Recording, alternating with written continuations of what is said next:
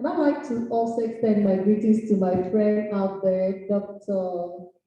Tony Odutola. Can she hear me? Yeah. Okay. Thank you, sir. Dr. Koro and Engineer Ifeanyi. Am I correct?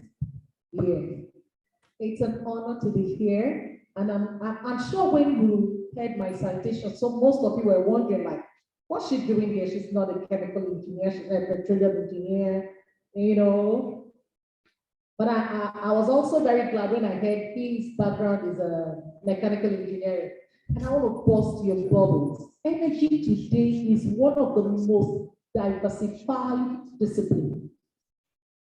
Okay? In fact, precisely on the 16th of September, I was in Abuja. I gave an inaugural an investiture lecture on the title, Adaptable Global Technologies for Clean Energy Transition in Nigeria. So when we're talking about energy transition, he mentioned it, energy cuts across every sector of life. Every sector. And I'm particularly so interested in energy today, especially the transition. You know, during the APOEN National Conference,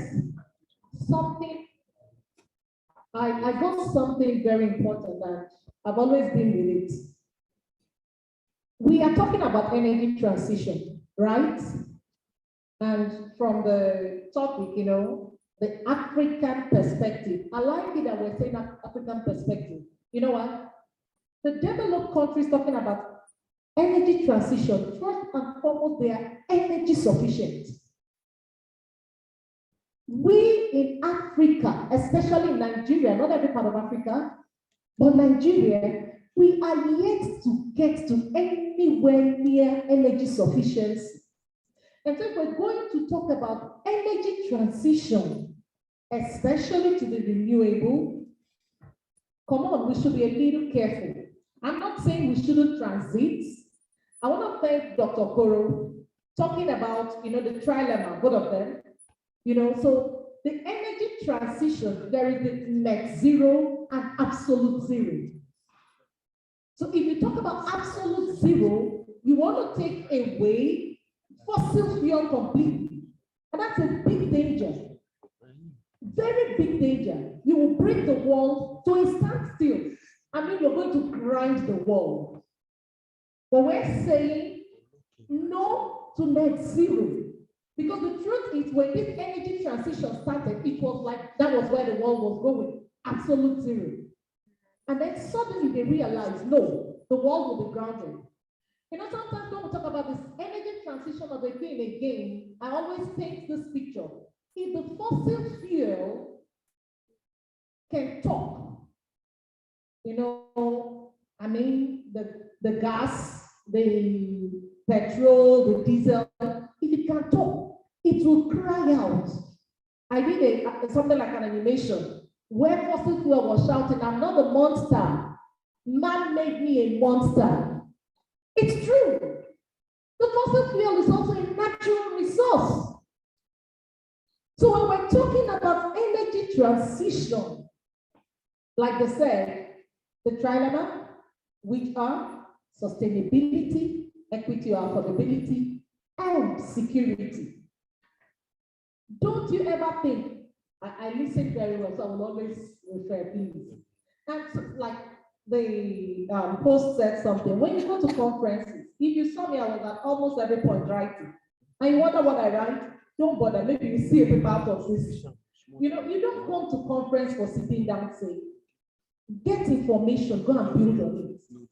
He's coming from the industry and he gave us a lot of instances. You know, I wish I could just help coordinate myself a little. He talked about 9 tons of carbon being captured, because when we talk about the net zero, one thing we're talking about is carbon capture and carbon storage. And interestingly, there are companies that rely on this carbon that we are, you know, in a sense, making a monster. It is not a monster. It is how it is being used. It is how it has been processed. So as petroleum engineers, to be, what is your place? Again, listen to me. Transition is not saying, okay, we are completely leaving the fossil fuel. No. We realized in the start of this whole thing, it was in the absolute zero direction. And we realized, no, the absolute zero won't cut it out for us. The best should be the net zero. Net zero meaning whatever carbon I generate, I should either be able to capture it, store it, and probably sell it out, which means I can make money out of the same carbon that is a monster. Just like today, there are companies that rely on using waste products as their raw materials. So you can look at the so-called carbon as a waste from the fossil fuel, okay? Of course, if you decarbonize decarbonize, because Dr. Koro kept talking about decarbonization, if you decarbonize it, you don't just keep it. Of course, you store it, but look for a use. Let me give you a company that relies on carbon. Coca-Cola. They do. Apart from Coca-Cola, there are so many other companies. We know that decarbonization, the technology is a very new technology, no doubt. And so I think in the Scandinavian countries, they're already working. There's a massive, I have a slide, there's a massive carbon storage facility they are working on.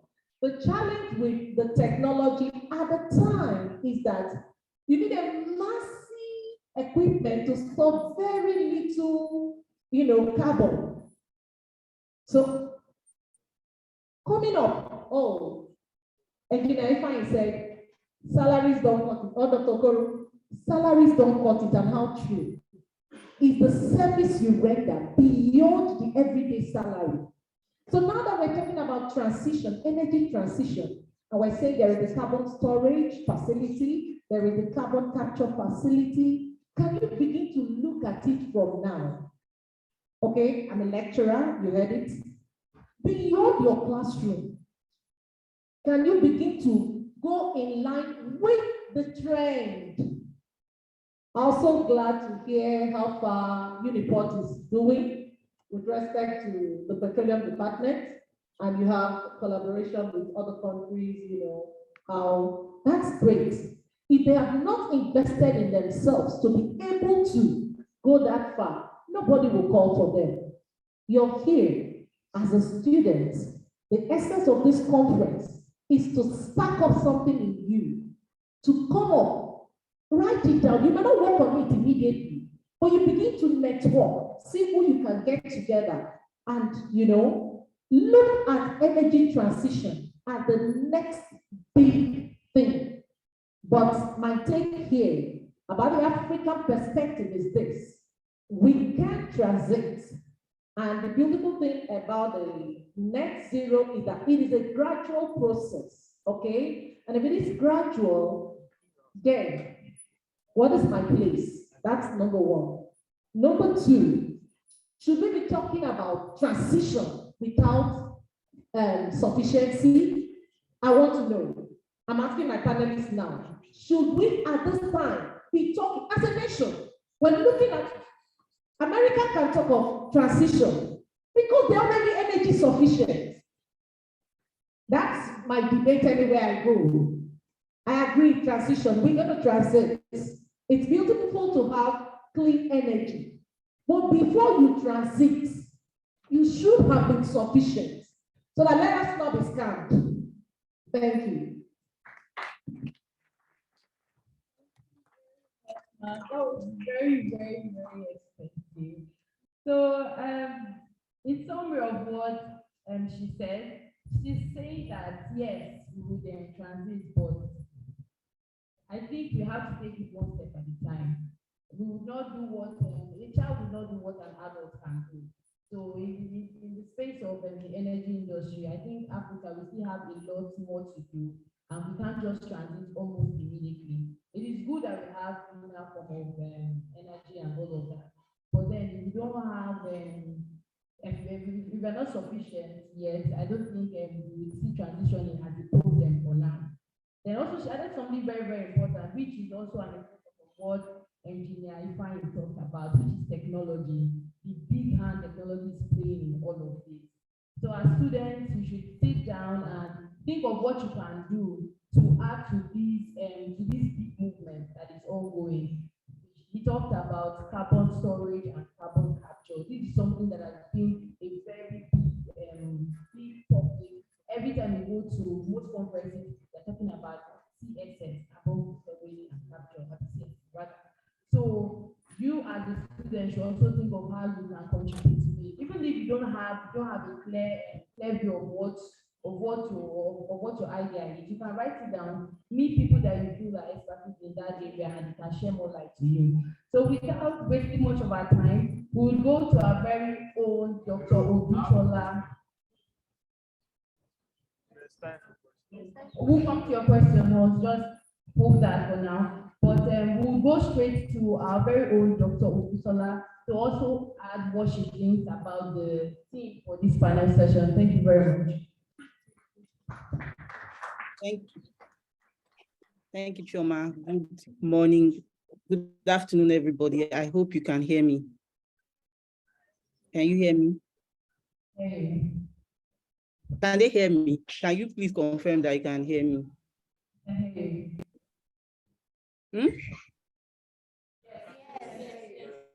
Okay, great.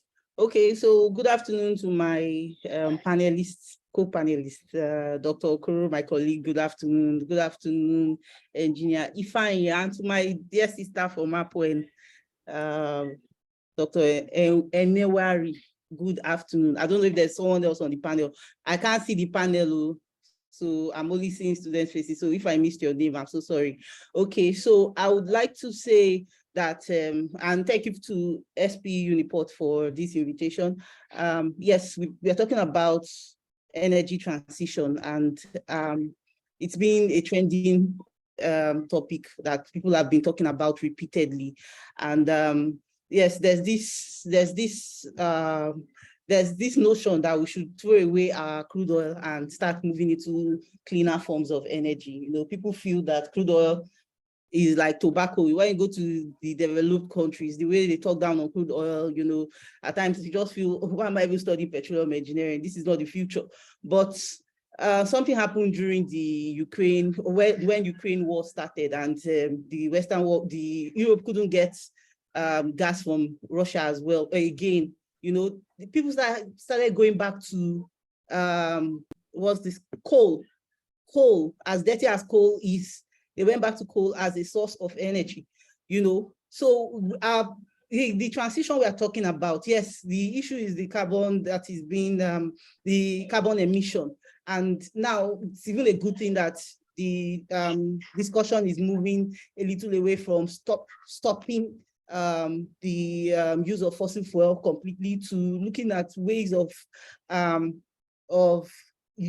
having cleaner, of producing it in a cleaner way, you know, so that we are not having a lot of emissions polluting the environment. Of course, the environment is very important. It's very important for us to keep our environment clean and safe, especially for future generations. But the fossil fuel is here, and like my sister said, we cannot throw away what we have. The people talking about energy transition, they are already energy sufficient, whereas we still have a lot of energy needs here, you know, so we can't say that it's entirely useless. So our knowledge on energy, on our fossil fuel is still very important, and the transition is going to be a gradual thing.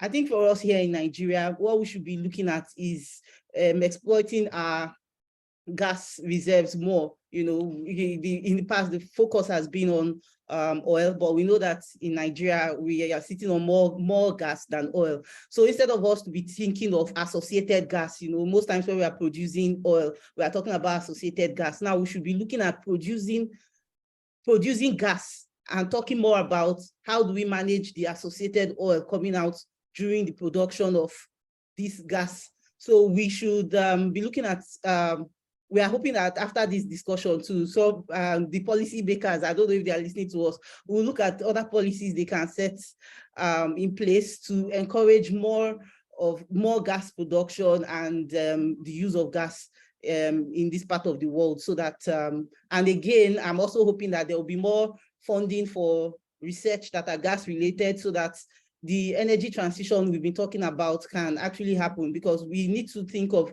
creating technologies that can help to make this possible, you know, and that is when we have funding for research that can help this happen, then we can start thinking of how we can gradually transit from our fossil fuel to now focusing on other cleaner forms of energy. Thank you.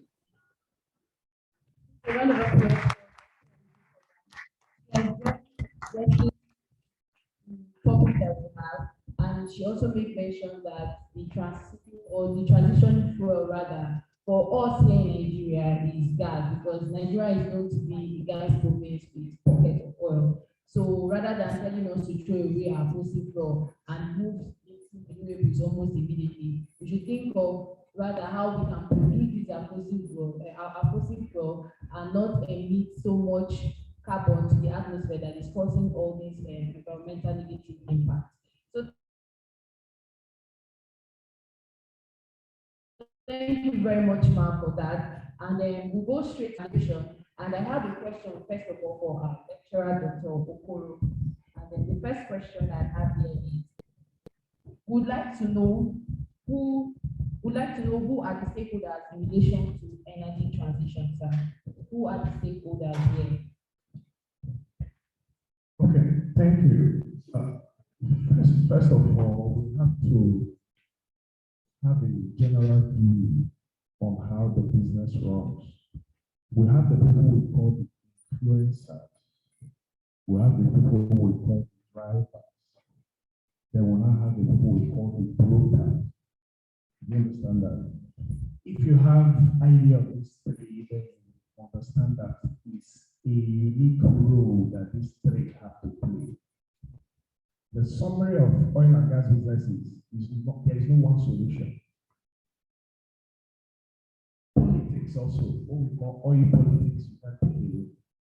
What is the work of the broker? The broker looks into the future, and mind you, his main objective is to make money from the producer and the buyer.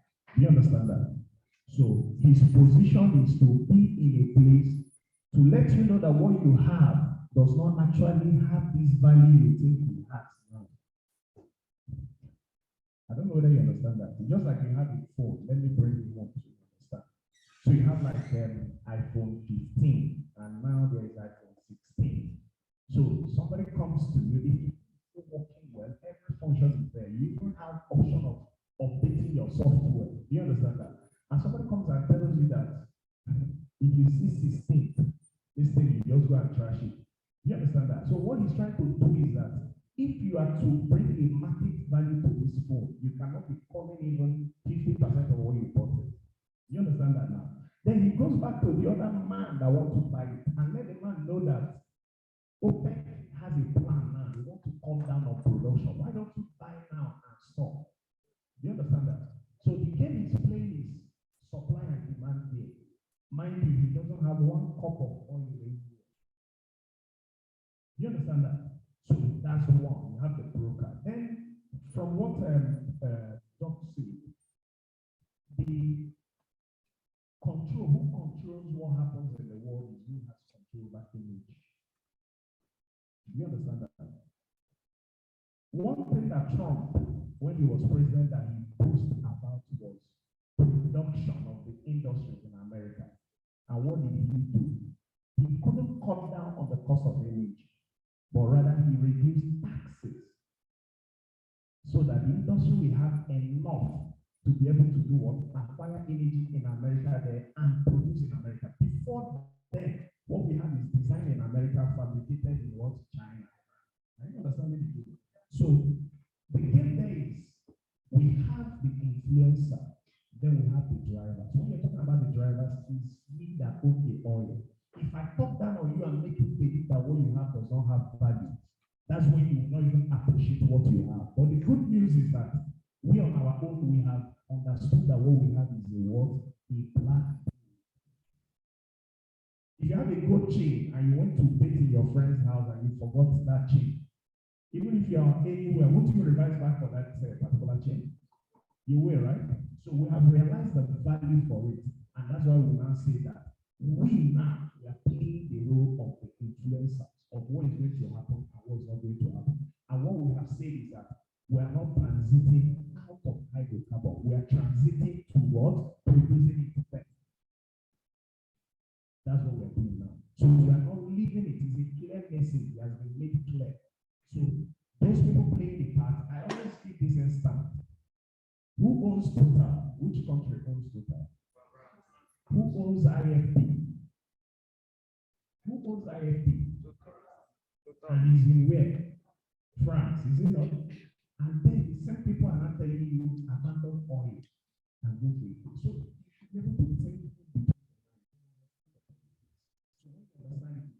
You have the highest oil company and go around France, see one cup of oil. At least if I is in the industry, they will tell you whether they are drilling a well in France before for oil. So if you have that understanding, then you have a better value for what you have.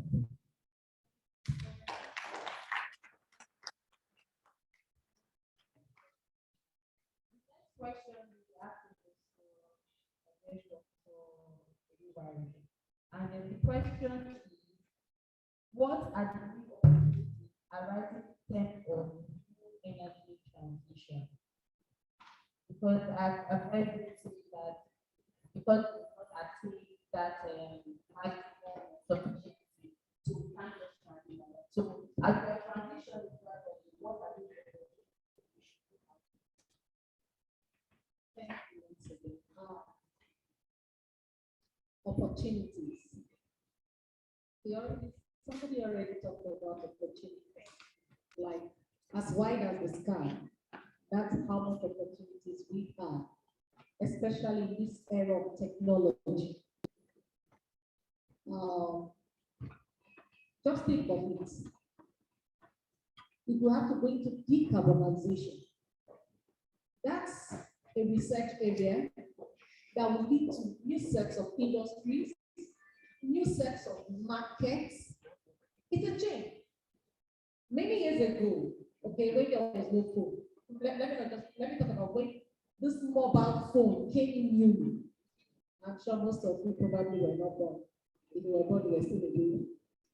Okay, just to get us, smile a little. This is it. At the beginning of it, new sets of businesses came about where to charge phone was a business.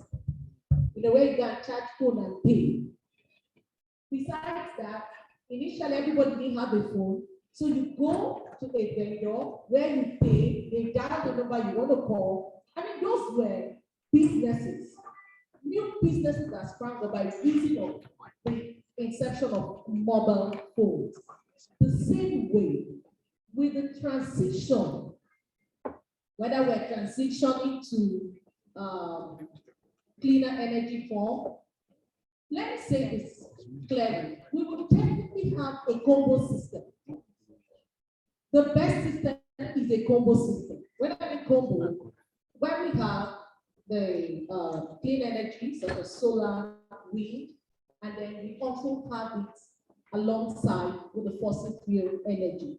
If you go to Australia today, Australia, 30% of its, in the capital city, 30% presently of their energy source is from solar. Okay? And I'm saying that look at Australia that has, that is a temperate region. I mean, they have seasons of the cold, about 6 to 9 months of the year, it's cold. And if they can think of solar to generate 30% of their, in a particular city, either Queensland, or what's the capital of Australia, please? Capital of Australia. No. What? No. If you call it Trilemma. Okay, so let's get it. Okay, so they have about 30%, of their energy generation from solar.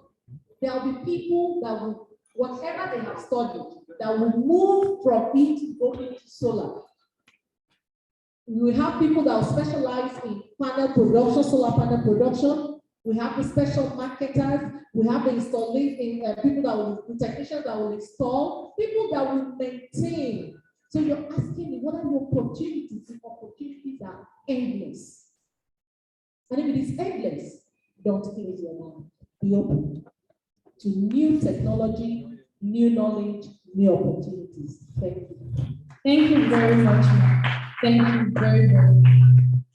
So she has said that from production, to marketing, installation, and other ranges of businesses that will come up due to this transitioning from fossil fuel to renewables will be there. So you should be open-minded, even as you are energy students, petroleum and gas engineering to be specific. There will still be opportunity that you would have for you to also diversify into other areas and disciplines. So I will now go to engineer Ifeanyi, and this question, I especially take this question for you. So the question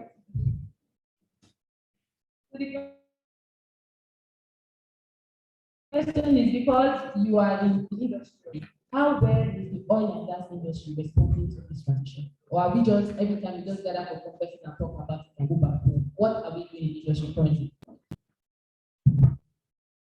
Thank you very much.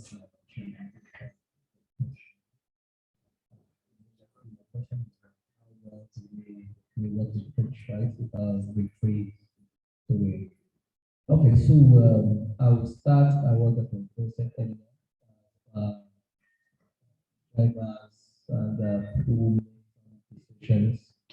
For some of you who want to work in the field, you get statements most times is that the further away you are from the wellhead, the more money you make. Ironically, people will think, no, it's not so. You want to go to the wellhead, but the further away you are from it, the more money. So those in the field, it is unfortunate to say that decisions are not really being made in terms of business decisions, right? It's just more execution. Everything is being done in time, and in the field, just to execute what has been done. So let me look at the broader picture in terms of what, in general, what the industry, not the field, what we are doing. We're going to Port Harcourt here, and also in Vanessa, in Niger Delta generally, and all over the world, in Cameroon, Ghana, Mozambique, Angola, and the rest of them, right?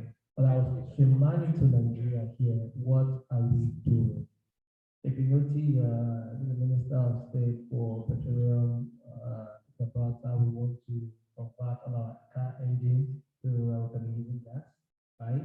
And the topic there was, who's going to pay for that conversion? Is it the owner of the vehicle?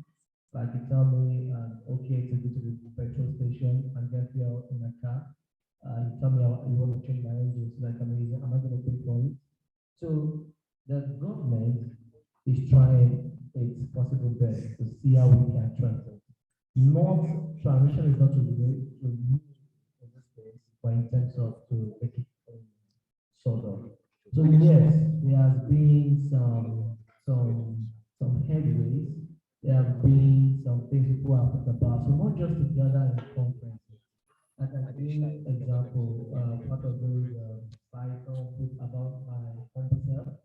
I'm also working presently with a team of experts.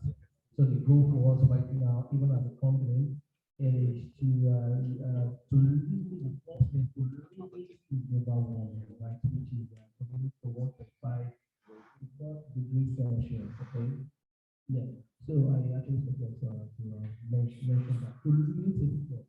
What would limit it? When she said that it is not immediate, it takes time to have these done. Now, as a company, so whatever we do, yes, we start on the HQ in this case,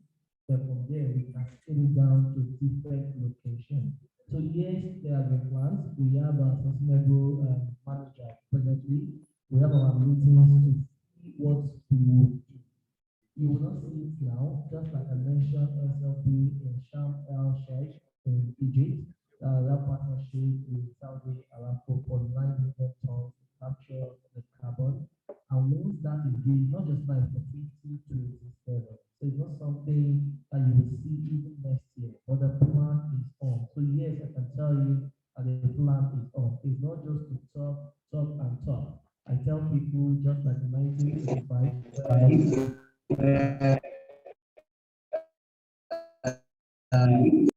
to be alive. And also, for every one of us here in this room, this time again is the best time to be alive because we are all going to witness the peace of God. We're going to witness these changes that are coming to our state. So not just to talk, the plans are being done. I understand total before now, you get to the police station, the only bit of pleasure, you see total oil and gas company. But right now, if you go to the website, you want to apply for a job, you have total energy.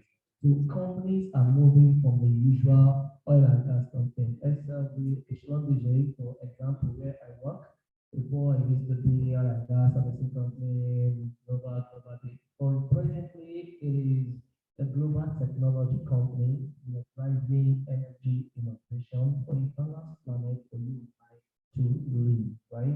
So this is happening.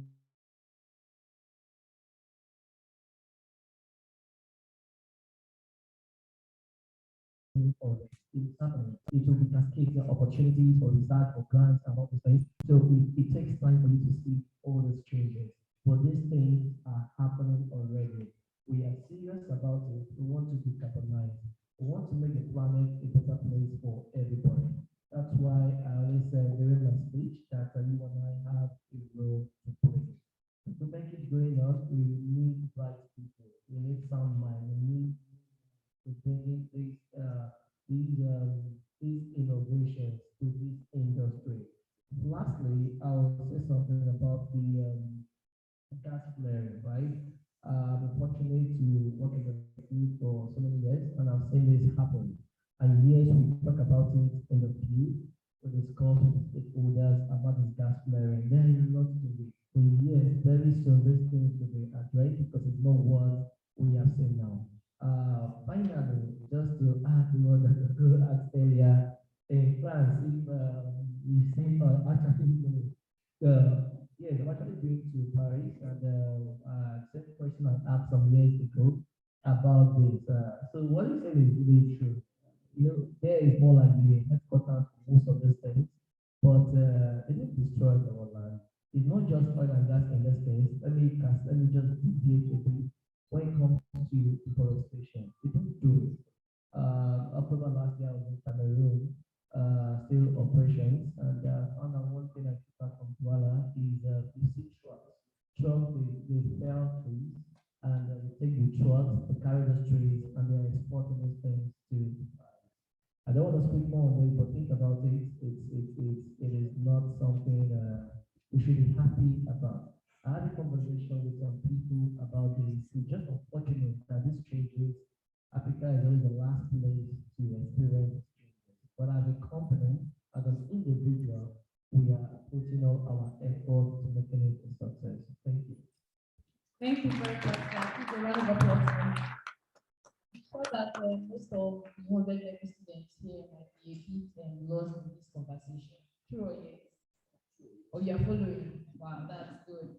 So in a nutshell, what is happening here is that the petroleum and gas that we all love so much, the production and the exploration of these natural resources to an extent is causing negative impact to the environment because of the emission of greenhouse gases, which has maintained its youth. So what we are trying to do is we are trying to look for a way to ensure that the emissions that is going to the environment are minimized because we do not want to experience global warming, which is what engineering fan is talking about, increase in the earth temperature. So when you have increase in the earth temperature, you start expressing things like what the earlier mentioned, flooding because of rise in sea level. You see the ocean sweeping from its normal terrain into residential terrain and causing havoc, which we do not want. So I hope I've been able to break with plenty grammar within and technical terms saying here, so at least you can catch up if you've not been listening attentively. So now to our lecturer, Dr. Obitola. So she made mention of gas, and that is why I'm directing this question to her. Ma, Africa is blessed with natural resources. Nigeria in particular is blessed with enough gas. And we can see that gas is more cleaner, is a more cleaner form of energy compared to oil. What are the measures put in place to enable more production of gas?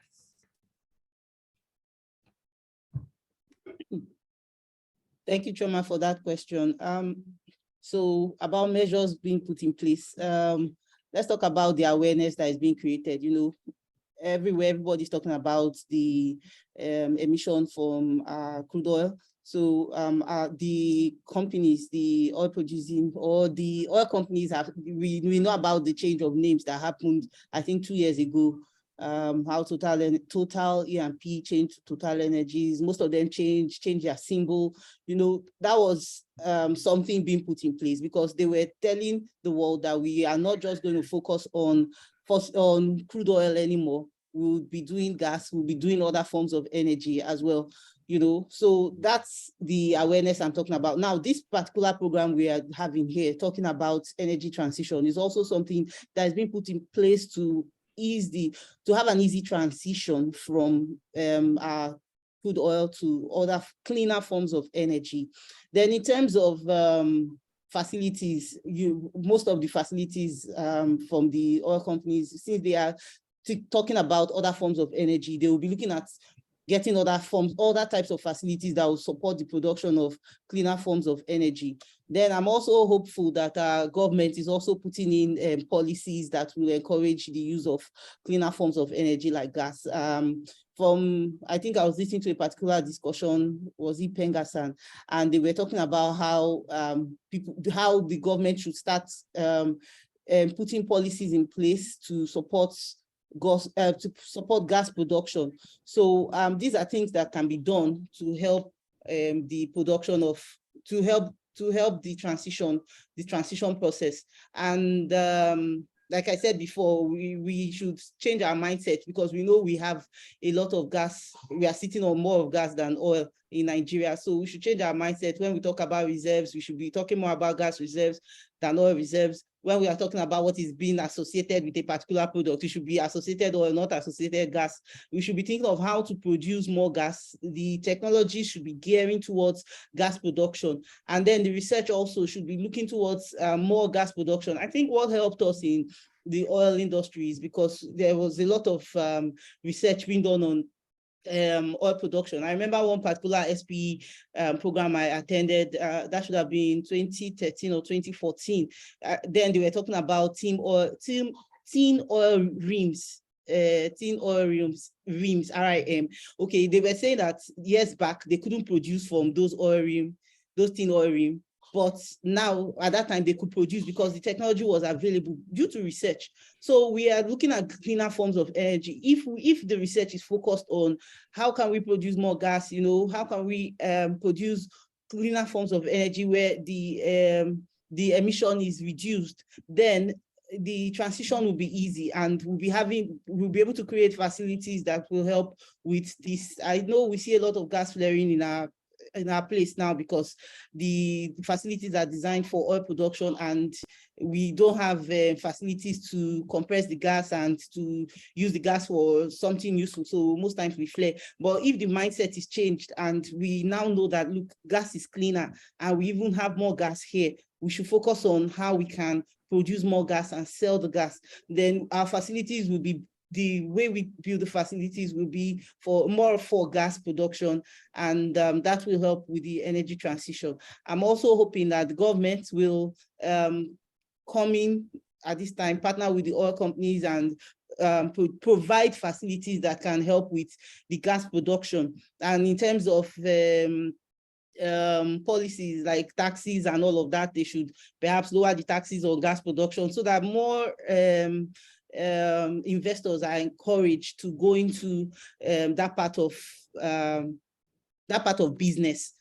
so they should make the gas production business more enticing to entrepreneurs, so they can go in and think of ways to produce cleaner forms of energy. Then we also should speak to ourselves like we are doing now, and speak to others about the use of gas, because even cooking gas, there was a time I saw a classmate going to rural communities to talk to the rural women about using cooking gas instead of kerosene stove and what's it called,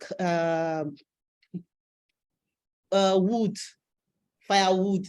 Okay, so we can also help with this awareness. We speak to people around us to tell them, oh, look, there are other forms of energy that is better than this kerosene you're using. Would you want to try this? And hopefully we are hoping that when there's demand for it, when the demand increases, there will be more people producing it, and then the price of the gas will also reduce. When you have a higher demand, there will be more people producing, and the price of the gas will reduce, and it will be easily accessible to more people. So we also have our own part to play by talking to people about in this case, I was talking about cooking gas, talking to people about cleaner forms of energy that they can use in place of the one we currently use, that is fossil fuel. So, or crude oil. So when we do this, these are some of the strategies we can have in place to make sure that the use of gas is eventually accepted, and we are gradually moving from using crude oil to using gas. Thank you. Please, a round of applause for her. Dr. Odutola has established that indeed there is gas market in Nigeria, and that there are different parties that will need to play key roles in ensuring that the gas market expands, ranging from government introducing policies. Before, flaring used to be a policy, but I had that like the law, so there are actually penalties when you flare in Nigeria. And also to the investors, they should also look forward to producing. I know for sure Total Energies, and then also for Separate Energy as well, they also have their own gas business up and running. So with time, I know that when the demand increases, the supply that will lead to more production of gas will definitely increase. I should also mention a very key thing, which is our individual contribution, that is trying to sensitize the public on the need to also transition into using this cleaner form of energy like gas and renewables. So rather than your people in your hometown or village using firewood, you can actually tell them, why don't you just use LPG? Because the truth is that the firewood you are using is actually emitting very high amounts of CO2 in the atmosphere. And all these very little things, even to the point of tree campaign and all of that. These are very little things that we can do to sensitize the public on the need for us to go green as a nation. So we've actually learned a lot from our panelists, and I want to thank them very much, because this has been a very insightful session with you all. But to draw this session to a close, I will ask the very last question, and that would be to engineer defining. So in 2 minutes, sir, what role does the oil servicing company play in the energy transition and towards the net zero future? I'm sure we've heard that there is a net zero and there is an absolute zero, but we know that the absolute zero is not feasible, because we cannot throw away our crude oil because we want to get renewables. But we can look for a way to ensure that we are producing maximally and not causing so much environmental degradation. Are we together? So, sir.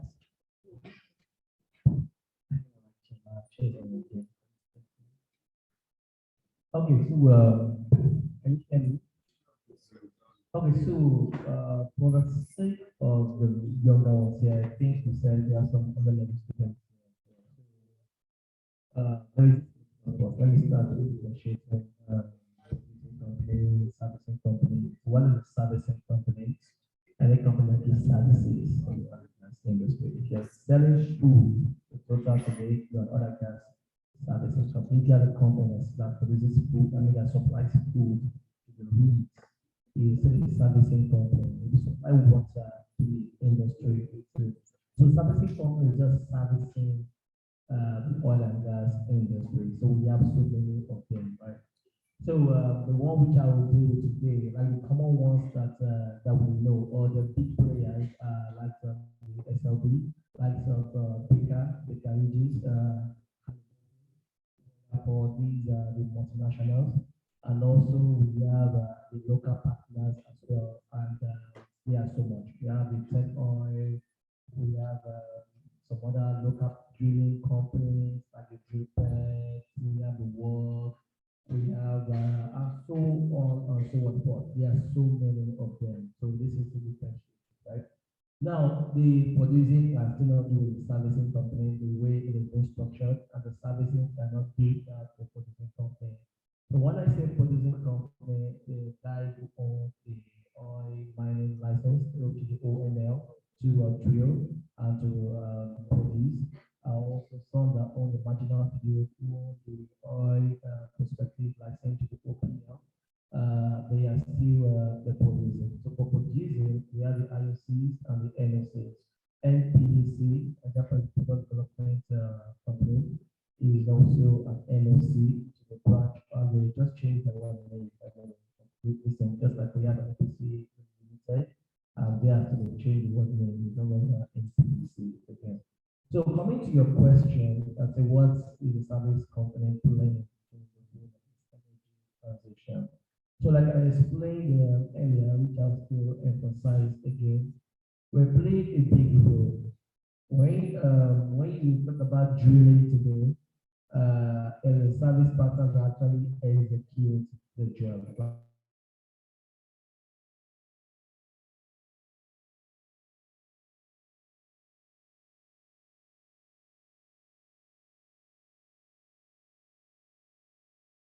Right?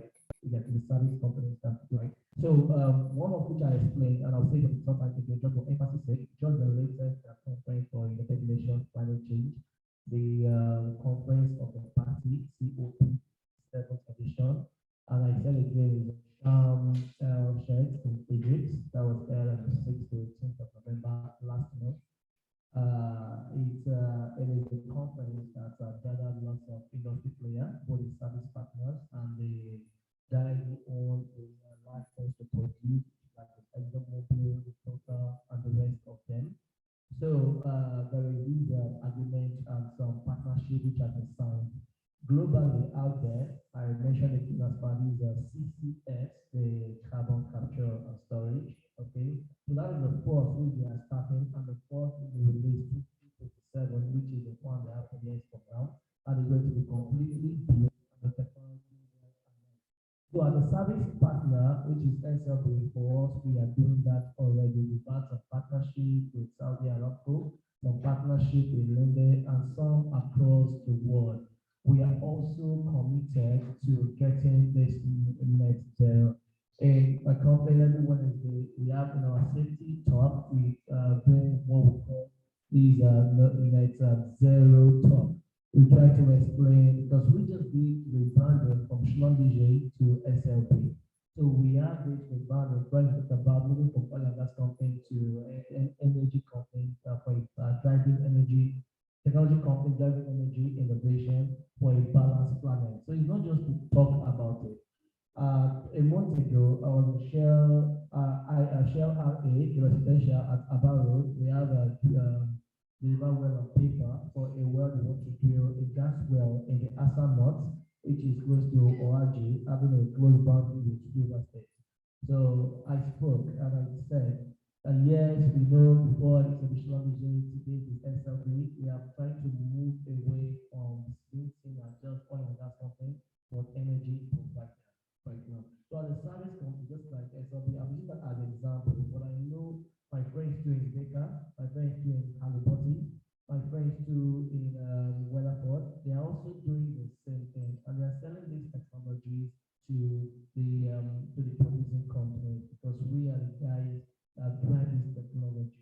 I don't expect Total today to have a tool that can give you sigma spectroscopy, that can give you neutron density. They don't need it. What they want to do is just like in your house, you want to build yourself, you don't do it. You call the guy that can do the ball, please don't do the ball. The guy will have a tools, the technology to do that borehole, and what the guy is done, what happens, I take possession of it. So who drives technology? It is more of the service partner, and that is what we are doing. So 3 years from now, we will start seeing the results. Thank you. Thank you very much, sir. So to summarize what Engineer Fine has said, he said that the servicing companies like Slumberjane, now SLB, the Canadians, the Harcourt, and the rest of them are actually developing technologies that will help us produce cleaner form of energy as well as reduce any form of emissions to the environment. So I want to thank everyone, all of our panelists. They've done justice to this topic. In fact, I've learned a whole lot from them, and I want to thank them so much. So briefly, we'll take questions. I will just take 3 random questions. One is already number 1. You indicated you have a question, right? So we need 2 more people to give it, like to ask questions rather. If you know you have any concern, anything you don't understand. You know, it's a very big privilege to actually have both industrial and academic professionals seated to answer you. You don't know what you have, please ask your questions now. For the younger ones, you're not too young to ask questions. In fact, you should be the one asking the most questions because you are still new, so you need a lot of light to be shared on. So who is the second person? Raise. Wow, so we have a lot of questions. Okay, so 1, 2, 3, 4, 5, 6. That's 6 people. Thank you. And please go straight to the point when asking your question. In fact, in 2 sentences at most, give your question while we give one of the panelists or any of them that can attend to your question. Give them 2 minutes to do it. So on.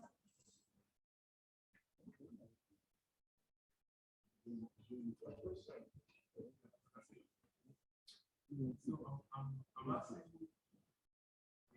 when you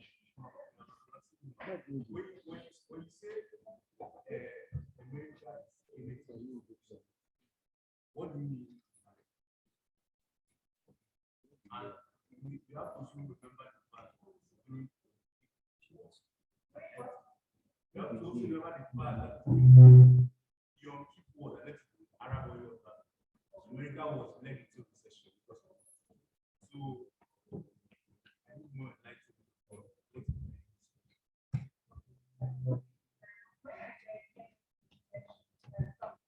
sufficient. Okay. What I actually mean is at the moment or even before that recession happened, America today can boast of 24 hours electricity supply to both the industrial, residential, commercial, and institutions. Am I correct? yes. So when we're talking about energy sufficiency, we're looking at those of them that at present, they don't have this electrical power supply. You understand me? I'm not saying that they don't have need for energy. No, that's not what we mean by energy sufficient. With the technology on ground, policies on ground, and what is operational, they have energy supply to its citizens as at when needed. We go on blackouts for days in some areas. I mean, it's unthinkable in this 21st century. I've not been to Ghana, but I hear Ghana or Togo behind us here, that they have almost 23 to 24 hours supply of power. Apart from very, pockets of areas in Nigeria, you can't say that. In fact, I have a statistics of the power supply. I don't want to go in there. When I did the power supply studies, the statistics of power supply, the megawatts, what Australia was getting from its solar power supply alone was more than our national grid supply. No, I'm not kidding you. It's on the net. Go search it out. So we're looking at, when we say power energy sufficiency or energy sufficient countries, we're looking at those countries that have been able to supply energy, electrical supply or whatever energy, to its people in the quantity required. If they say, okay, our country requires 30 megawatts, they have up to 34 megawatts. That's the sufficiency we're talking about. And that doesn't mean that if something happens like this Russia-Ukraine war that has happened, it has affected a lot of countries, but even on that, they've not gone on blackout. Thank you. Did I answer your question? Thank you very much, ma'am. Please, a round of applause. So we'll move on to the second person. The question. Thank you so much.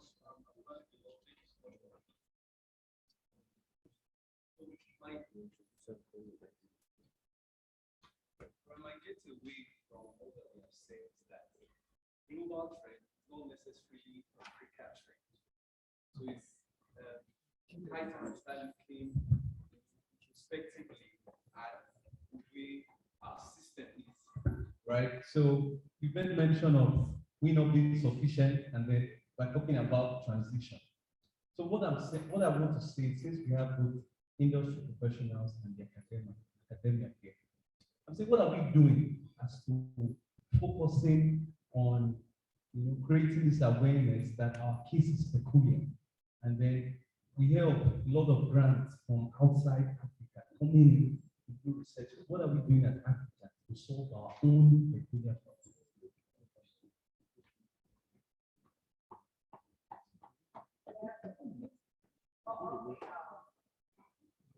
It's a little dicey.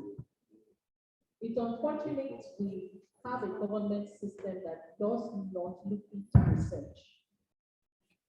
There is no development in the world without research. He made mention of the Bill Gates funding researches, and every researcher, every funder of research, at the back of his mind, is a businessman. Don't miss it.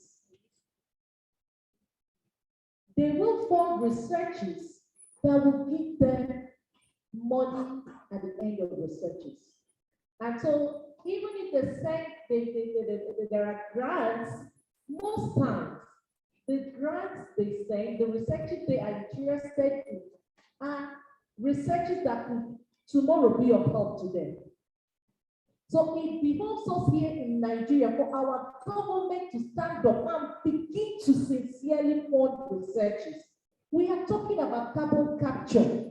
We are now waiting for them to do the research and come in with the finished products. It doesn't work that way. As long as we will toe that path, we will continue to be at their beck and call. The bottom line is we need to fund our own researches. And funding research is not my mind according to the local party's language. It takes the industry, it takes the government. Thank God we have the industry here. How many times do you people sponsor researches in our university? Take this back to them. That the universities need researches funded. We need researches funded. You can help me out.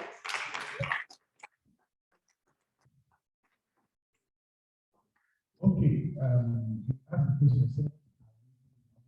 Whether he's from the space. And when you say that man very wicked, and I've come to another lecturer, anything you bring, the lecturer will pay. So you see the whole problem still boils around us, just like it's our problem. What are we doing? We are doing a lot. But as a engineer, you always say results don't come overnight. Your generation is now. That's where your problem is. We are sowing a lot as a foundation. a lot. It's just like in the world now, when they are grading the most richest man, they don't call it anymore, you know. And in your mind, they think he's losing wealth. No.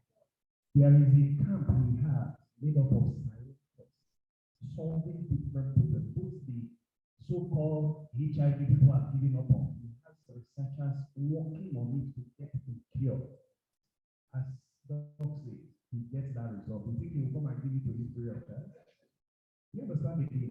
So the mindset there is the research is going on. Breakthroughs don't come overnight.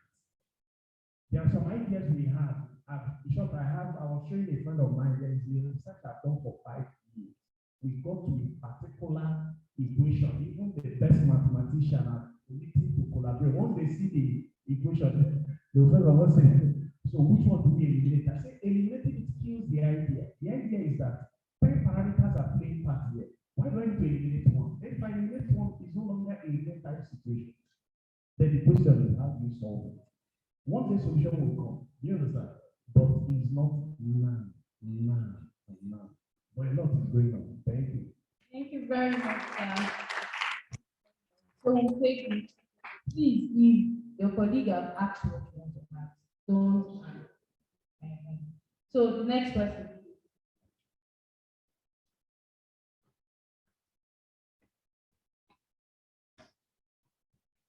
Hey, good day, everyone. My question goes this way. Since in the mixed team, we are centered on like capturing the harmful parts of the product, and it's harmful to man. So how is harmful to the environment? So how does it become useful to man by selling it to another processing company? Like how does the carbon that's in captured become useful?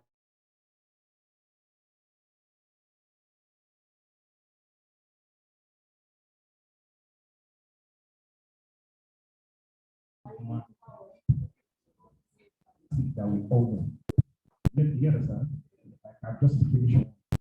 To me, that is good for me, right? But if I drop this in an ocean, it can go tangle any of the aquatic animals. So to them now, this plastic that just gave me water is not harmful to me. You understand that? Because I didn't dispose it well.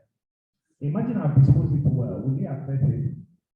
So what we're looking at is there are different ways we can do carbon capture.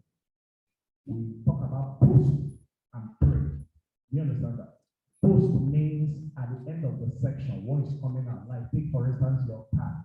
I'll get a device and fix on the exhaust pipe. So after combustion has taken place in your engine, instead of having that soot that will be CO or CO2, then that my device traps it, works with it, and eliminates that carbon. You trap the carbon, you now see that at the seed, you see carbon deposited.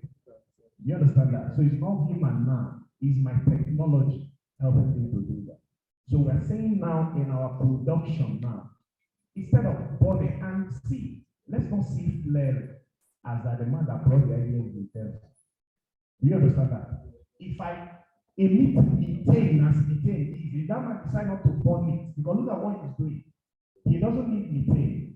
But if he emits methane, 1 cubic volume of methane, the heat it will cause, CO2 is level. It's like 600 plus times what CO2 will do. So what the man is trying to do is trying to reduce the harm in his own way. So what we're saying is that take it from there. It's just like the phone we first used, the Trilemma and whatever, all of them had long antennas, you know. Then they keep making the technology better. So what we're saying now, flaring is no longer the best solution. So I either capture the methane and inject it back. When I re-inject it back, then I can decide when I'm ready now to reproduce it. Why? The methane is coming from the underground, you know. So I'm just sending him back from where he's coming from, telling him I'm not ready for you now. And also to give kudos to Nigeria NNPC, the new fuels that they are giving to marginal operators, all of them come with no flaring condition. We actually have one study now we are doing with it's AMNI. So the condition of the field is bottled by that you will not flare. So now they are coming to give us the mechanical studies of the reservoir there to know which one will be able to do or carry the injection of those gases. So Nigeria is making progress. Just cool down.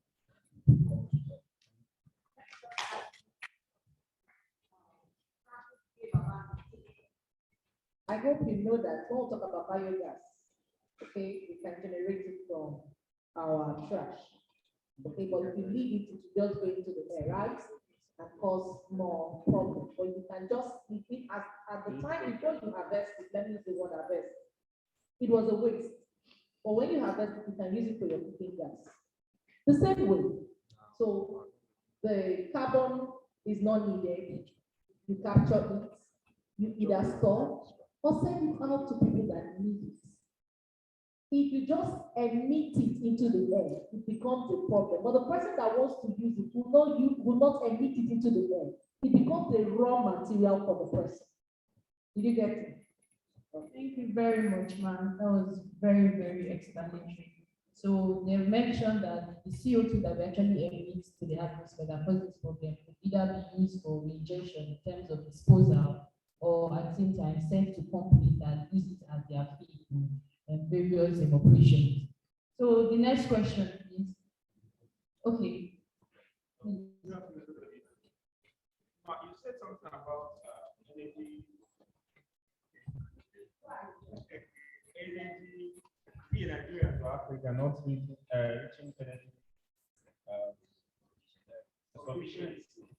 So, but there was a program we had, like in our Chukwu. One of my colleagues presented a paper about biosphere. The CEO of Bonitas was telling me that Nigeria generates enough energy that our problem is transmission. So in that space now, the fact that I think that we don't have sufficient, and Dr. Okoro saying something now, Nigeria trying to reach, that is not possible. The world is trying to reach net zero. Nigeria is not like listening to them. But even that the world, like we can do independently, that maybe the UN or the world power cannot tell us that we must follow the trend. We say something like Nigeria is not after that. If they like, let them do it. Is it not like I'm not going to follow the trend? And secondly, Engineer Ipa is saying something else. A trade going on in the States or something, a border between trading some 2 point something million. Okay, trading that can power 2 point something million. And you are saying about being that the problem is not now but the future. Are you encouraging them to stop the trading or stop the trading? That really make the trading economic.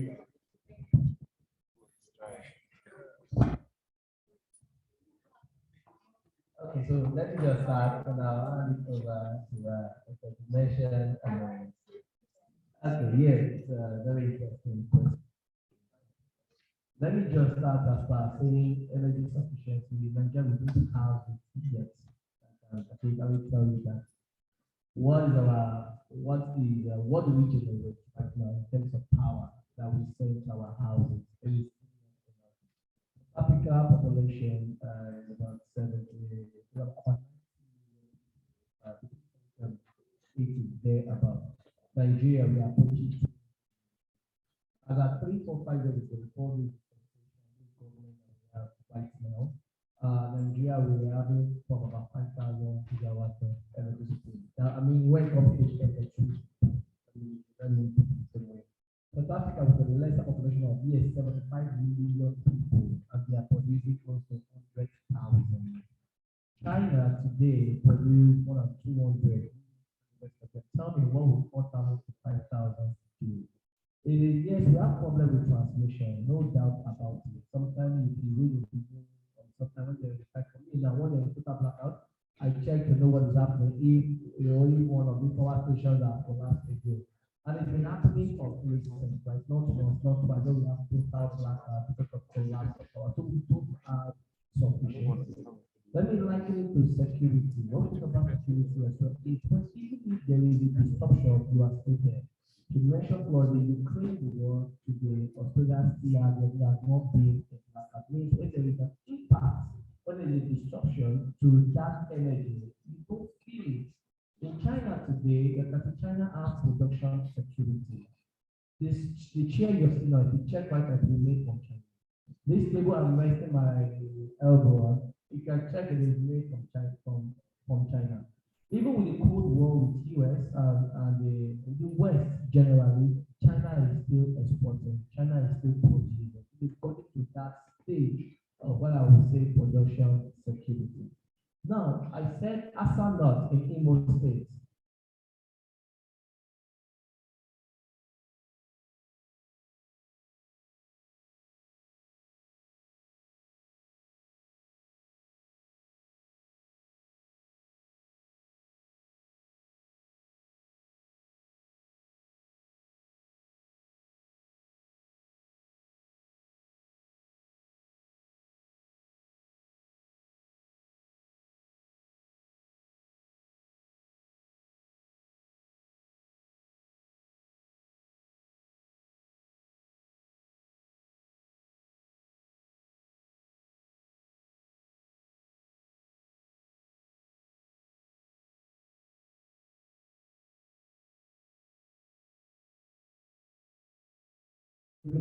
Getting out from this field is about 600 million standard cubic feet per day of hot gas, and that is likely to power about 2.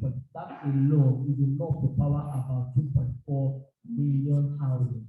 That's what I said, and I also mentioned that import here from IPS, what gas.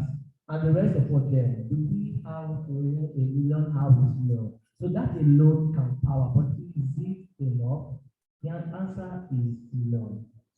It is no. We have not. So I say that if I don't have the power to stop it, but again, remember this is gas. It's a bit cleaner than oil, right? So the energy trilemma which we have discussed today is to strike a balance. If let's say I can produce gas, the gas is cleaner. It can still give light to some people. You can still buy cooking gas a bit cheaper. And I'm not polluting the environment as much as oil or coal will do. I think I'll go for such kind of project. That is why everyone is giving it support today that we want it to withstand. Once we finish building all the phases of wealth, I think it will better the situation. But you know, Nigeria is a very complex nation in terms of whatever you do, you send to Abuja National Grid, and so on. So there are lots of that. But to answer the question, I cannot stop it. It's a good project because it's a bit cleaner than the coal, which is expected, and also oil as well. So let me do the rest for. Thank you very much for that. Thank you. So the electricity sector, we have the GenCos that generates the power. We have those who transmit. Then we have the distributors, okay, they call the discos. Now, I will answer your question by saying this. If for instance, if Port Harcourt has utility board, and I have my borehole, I bring out water, treat it, and then time to supply.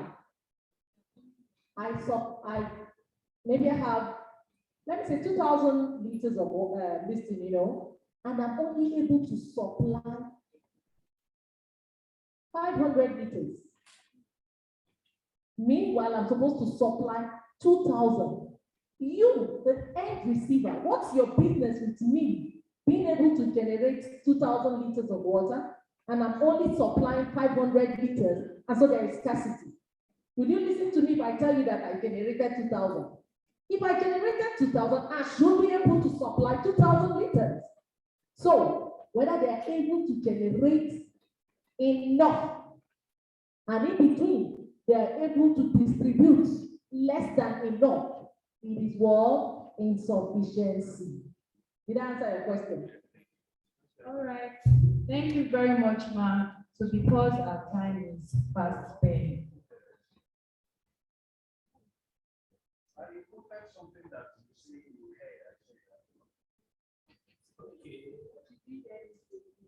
something about like that the world is going to net zero, but Nigeria is not up to that, or we are still just trying to do it sufficient.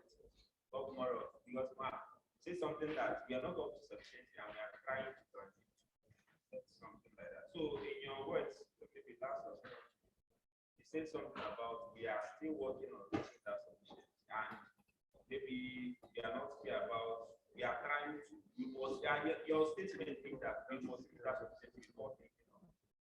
That's where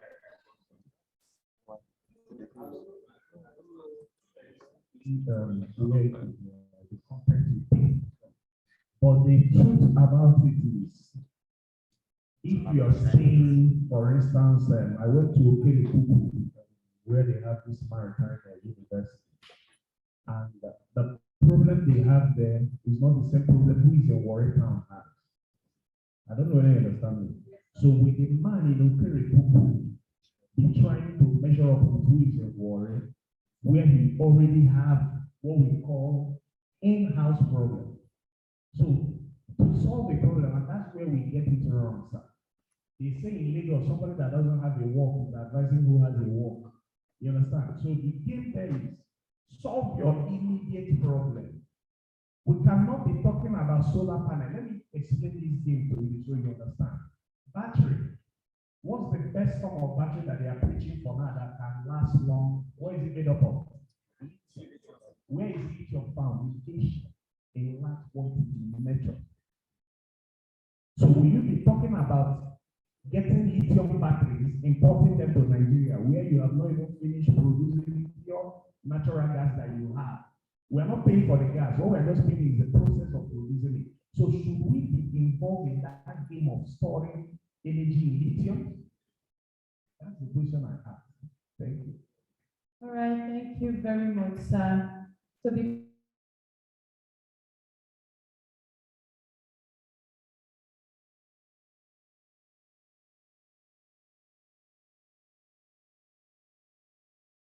your executive debate to the panelists will give appropriate answers to you. So without further ado, I would want to thank our panelists, Dr. and Engineer Ifeanyi, as well as Dr. Okoro, and our very own Dr. Lutola that is joining us virtually. Thank you very much for this insightful session. It was a very nice time moderating this session, and we hope to have subsequent sessions like this going forward. Thank you very much for your attention.